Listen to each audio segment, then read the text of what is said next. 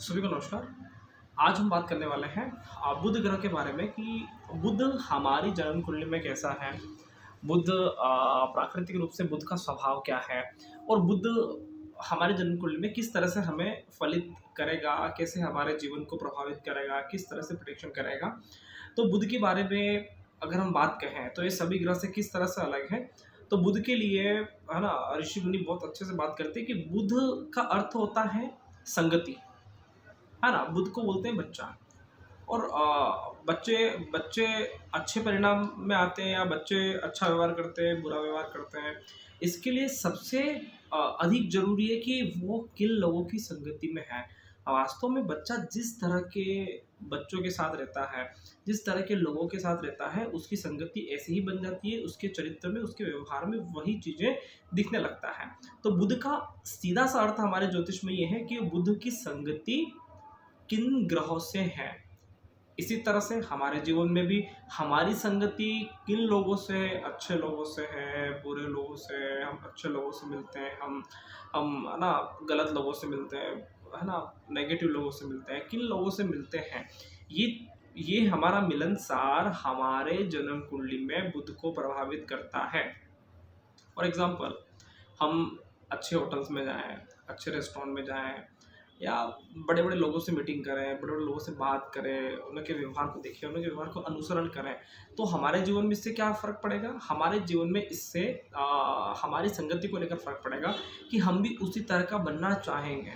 हाँ, अगर हम ये सोचें कि नहीं, मुझे तो है ना, ठीक है, अपने अकॉर्डिंग रहना है, नहीं करना अपने आप को, है ना, नहीं अपने आप को, है ना, मूव ऑन करना है, नहीं अपने आप को, है ना, कुछ अच्छी तरह से आगे विस्तार करना है। तो बुध भी जिस तरह के लोगों के साथ रहता है उस तरह का बन जाता है। आप अच्छे लोगों के साथ, बड़े लोगों के साथ, ऊंचे लोगों के साथ रहोगे तो आपका बुध अच्छा बन जाएगा। आप छोटे लोगों के साथ, नीचे लोगों के साथ, कंजूस लोगों के साथ, या जिस तरह के लोगों के साथ रहना चाहते हो, आपके व्यवहार में वो चीज़ें झलक उठेगी। ठीक है। तो बुध का सीधा सा अर्थ है कि हम कैसी संगत बनाए हुए हैं।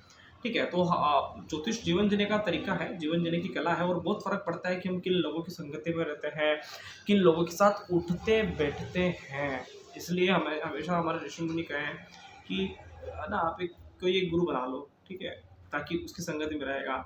है ना, आप रोज मंदिर जाया करो ताकि अच्छे लोगों की संगति मिल जाएगा, भले लोगों की संगति मिल जाएगा। है ना, आप ये किया करो, दान किया करो, पुण्य किया करो, तीर्थ किया करो, तो वहाँ पे उसी तरह के लोग आपको कनेक्ट होते रहेंगे। तो ये हमारा कल्चर हमको प्रोवाइड करवाया। अब प्रश्न ये आता है कि जन्म कुंडली में क्या ये सारी चीज़ें देखी जा सकती है कि व्यक्ति को किन लोगों की संगति मिलेगा। तो यस, नो डाउट, 100% सारी चीज़ें देखी जा सकती है।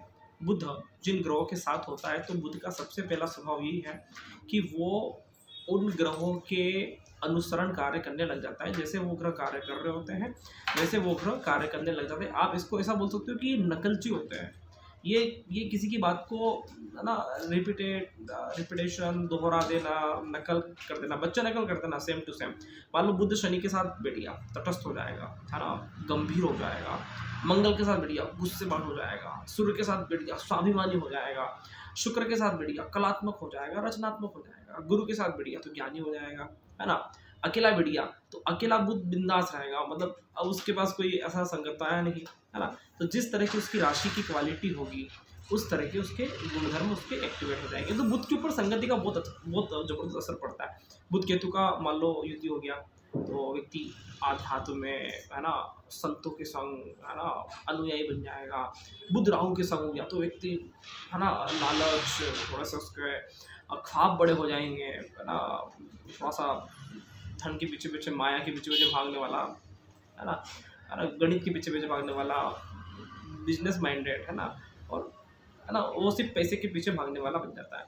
तो जैसी संगत होती है, राहु का प्रभाव ऑटोमेटिकली बुध के ऊपर चढ़ेगा, है ना, क्योंकि बुध ग्रहण करता है ना। बच्चा सबसे पहले ग्रहण करता है। वास्तव में हम बोलते हैं कि हमारा बच्चा मोबाइल देखता है, टीवी देखता है, फलाना करता है, ये करता है, तो इसका सीधा सा असर ये है कि बच्चा तो ग्रहण कर रहा है आपसे। वास्तव में आप जैसे हो या बच्चों को जिस तरह का संगति मिला है वो वैसा बन जाता है।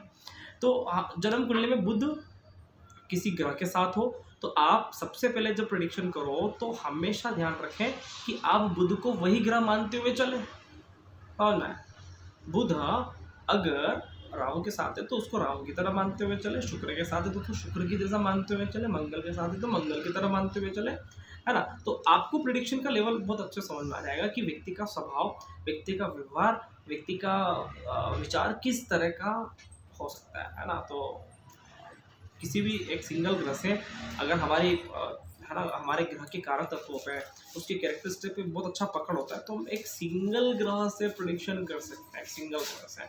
अगर अभी प्रश्न मन में आ रहे होंगे कि सर बुध के साथ तो कोई है ही नहीं, क्या करें, तो ऐसी स्थिति में बुध किस राशि में है, कौन से नक्षत्र में है, आप उन पर विचार कर सकते हो। फॉर एग्जाम्पल बुध कन्या राशि में है तो उच्च का है, तो बुध का कोई उसके साथ नहीं, कन्या राशि में है तो बुध अपने नैसर्गिक गुण बहुत अच्छे से देगा, मतलब कॉपी करना, किसी को देख के सीख जाना, है ना, फटाफट कैचिंग बहुत बढ़िया है।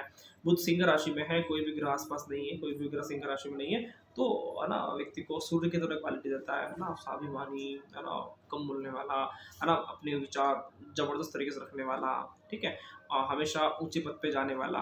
बुध अगर है ना मान लो कि शुक्र की राशि में हो, तुला राशि में हो, तो व्यक्ति शुक्र की जैसे कैरेक्टरिस्टिक्स रखने वाला, कलात्मक, व्यापारिक, लोगों से मिलनसार, दोस्त बनाने वाला, है ना। अगर कोई ग्रह साथ में नहीं है तो आप उस ग्रह की राशि की क्वालिटी रह सकते हो। आशा है आपको समझ में आया होगा बुध से जुड़े हुए प्रिडिक्शन कैसे करते हैं, आपको अच्छा लगा होगा। बहुत बहुत धन्यवाद, नमस्कार।